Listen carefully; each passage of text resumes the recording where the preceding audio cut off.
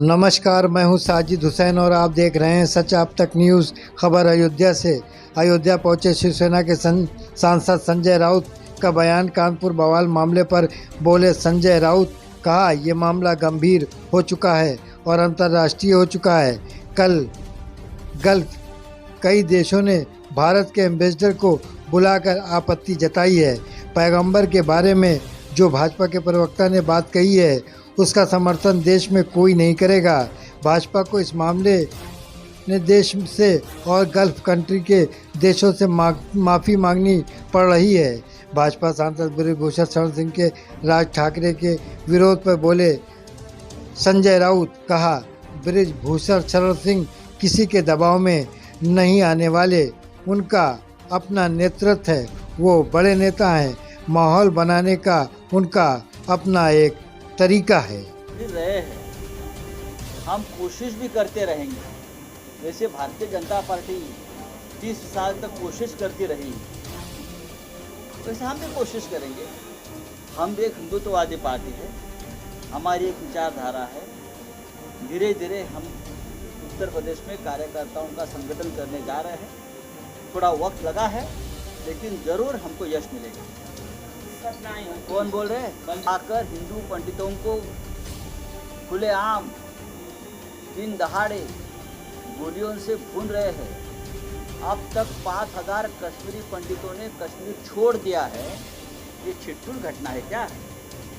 ऐसे लोग तो भारतीय जनता पार्टी में है क्या? ऐसे उनकी वक्तव्य से बीजेपी सहमत है? बता दीजिए।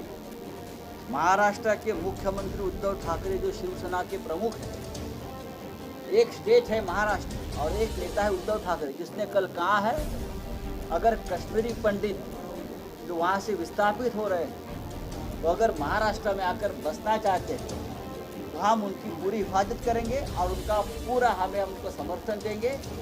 उनका जो भी उनको मदद चाहिए महाराष्ट्र देने के लिए तैयार है। ये बात अगर बीजेपी का कोई नेता कहता तो हमें आनंद हो जाता, लेकिन कश्मीर के बारे में सिर्फ राजनीति करना उनके खून में है और कुछ नहीं। आज तक 3 महीने में 27 कश्मीरी पंडितों की हत्या हुई है, आपको मालूम है। और 17 ऐसे पुलिस अधिकारी हैं जो मुसलमान हैं, जो राष्ट्र की सुरक्षा के लिए मारे गए हैं। मैं उनका बलिदान का भी बहुत योगदान है इस देश के लिए। अरे भाई, ये सब सवाल जो है, ये सब सवाल महाराष्ट्र के हैं। यहाँ उनका कोई संबंध नहीं। हम अयोध्या में दर्शन के लिए आए हैं। आदित्य ठाकरे जी के दौरा है, उसके बारे में आए हैं। वहाँ की राजनीति हम संभाल लेंगे, हमारा पूरा नियंत्रण है। उद्धव ठाकरे साहब का वहाँ पूरा नियंत्रण है। कुछ नहीं होगा। 10 तारीख को मैं वापस यहाँ 12 तारीख को पहुँच रहा हूँ। 12 तारीख को सबके सवाल पूछे, मैं आपका जवाब दे दूँगा। प्रभु श्री राम का दर्शन भी हुआ और अभी आपका दर्शन कर रहा हूँ। 15 तारीख को हमारे शिवसेना के नेता, महाराष्ट्र के कैबिनेट मंत्री आदित्य ठाकरे जी, उनका दौरा है अयोध्या में 1 दिन का। एक शिवसेना ने हमेशा अयोध्या के बारे में आस्था रखी है, जब से आंदोलन शुरू हुआ था तब से। और बाद में उद्धव ठाकरे साहब यहाँ 2 बार आके जब मुख्यमंत्री नहीं थे तब भी आए, और मुख्यमंत्री बनने के बाद भी एक आस्था से यहाँ रामलला का दर्शन करके चले गए। हमारी एक भावना है सब कि अयोध्या में आने से हम सबको ऊर्जा मिलती, एक पॉजिटिव एनर्जी मिलती। जैसे हमारे शिंदे साहब बोल रहे थे जब हम वहाँ दर्शन करने गए, उनका भी यही कहना है कि यहाँ आने से बहुत बड़ी ऊर्जा मिलती है हमें, और ये ऊर्जा लेकर हम महाराष्ट्र में जाते हैं और महाराष्ट्र में हमारे हाथों से बहुत बड़ा काम होता है देश के लिए, समाज के लिए। तो लगभग 2 साल से हमारा आने का प्रोग्राम बन रहा था, लेकिन कोविड था, बहुत सी समस्याएं थी, हम नहीं आ सके। लेकिन अब पूरा खुल गया है सब कुछ। तो उद्धव ठाकरे साहब ने कहा सबको कि अयोध्या जाकर आइए, दर्शन करिए। आदित्य भी आना चाहता है, अब उनको भी प्रोग्राम बनाइए। तो 15 तारीख को आदित्य जी यहाँ आएंगे सुबह। लखनऊ से यहाँ पहुँच जाएंगे, दर्शन करेंगे। दोपहर को 12 मेरे बाजू में एकनाथ शिंदे साहब बैठे हैं, उनका ज़्यादा संबंध है, वो बात करेंगे। पिछले नहीं फिर शिंदे साहब बात करेंगे। पिछले हाँ नहीं, आपका जो मुद्दा निर्दलीय के बारे में आपने मुद्दा यहाँ पर रेज किया है, इसके बारे में मैं बताना चाहता हूँ। मैं एक नगर विकास मंत्री हूँ और हम लोग सभी लोग मुख्यमंत्री जी के मार्गदर्शन में वहाँ काम करते हैं।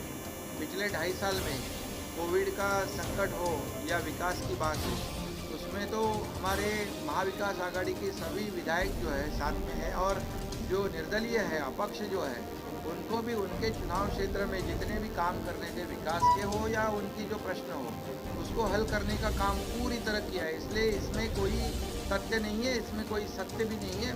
जो निर्दलीय है, जो अपक्ष विधानसभा सदस्य है, वो हमारे साथ है। और जैसे राहुल साहब ने कहा है कि हमारे शिवसेना के 2 जो राज्यसभा उम्मीदवार हैं, वो पूरी तरह भारी वोटों से जीतेंगे। महाविकास आघाड़ी के सभी 4 लोग जीतेंगे, इसमें कोई बात सच्चाई नहीं है। कहते हो कि निर्दलीय जो हमारे विधायक हैं वो नाराज है। अगर मैं ये कहूँ कि भारतीय जनता पार्टी के समर्थन वाले जो लोग हैं वो भी नाराज है और हम वोट करने वाले हैं, तो क्या आप विश्वास रखेंगे? ये बात होती है हर चुनाव में, चाहे विधान परिषद हो चाहे राज्यसभा। इस प्रकार की बातें लोग सामने लाते हैं। 10 तारीख को उसका फैसला हो जाएगा कौन किसके साथ, क्योंकि अब मंदिर बन चुका है, हमारा सबका आस्था का विषय है। तो राजनीति खत्म और सिर्फ समाज के लिए काम करें। बताइए कुछ पूछना आपको? आप लोग ज़्यादा पहचानते हैं ब्रजभूषण शरण सिंह को, वो किसके दबाव में आने वाले नेता है क्या? क्योंकि आपकी एक नेतृत्व है, तो नेताजी है, उनका अपना एक माहौल बनाने का उनका एक तरीका है, और देश के कुश्तीगर संगठन के अध्यक्ष है, पहलवान आदमी है, मल्ल है। वो किसी दबाव में आने वाले आदमी नहीं है। हम उनको बहुत नज़दीक से पहचानते हैं। ज़रूर हमारी उनकी मित्रता है, लेकिन उनका जो वोट हो सकता है वो आप उत्तर प्रदेश के नेता हैं, क्या डील हो सकती है?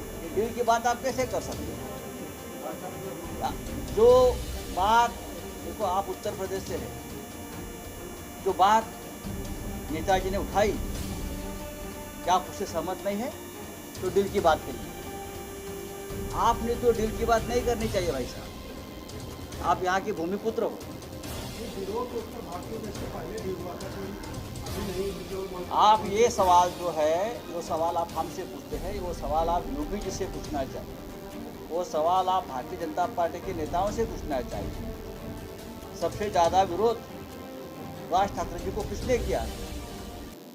हमारा तो कोई मकसद ही नहीं है। अयोध्या में तो आस्था का मंदिर है, सबको लोग आ सकते हैं, लोग जा सकते हैं, पूरे विश्व से लोग आते हैं यहाँ। उत्तर भारतीयों को लेकर हमारा स्टैंड अगर आपको मालूम नहीं तो आपने हमको सवाल नहीं पूछना चाहिए। आज हमारे पीछे हमारे पार्टी के नगर सेवक बैठे जो इसी एरिया से है, महाराष्ट्र, हाँ जौनपुर का रहने वाला। ये जौनपुर के हैं। मुंबई हो, थाना हो, महाराष्ट्र में हो, शिवसेना के ज़्यादा से ज़्यादा पदाधिकारी इस एरिया में उत्तर भारत से है, हमारे साथ काम करते हैं, लगन से काम करते हैं, पार्टी के पदाधिकारी हैं। सवाल तो महाराष्ट्र में लोग पूछेंगे, यहाँ मत पूछेंगे। ऐसा है, ये जो यहाँ जो हवा कोई बना रहा है ना, उनको महाराष्ट्र की राजनीति के बारे में बहुत कम जानकारी। महाराष्ट्र में महाविकास आघाड़ी के 4 उम्मीदवार हमने खड़े किए हैं और 4 ही उम्मीदवार जीत कर आएंगे, उसमें से 2 शिवसेना के।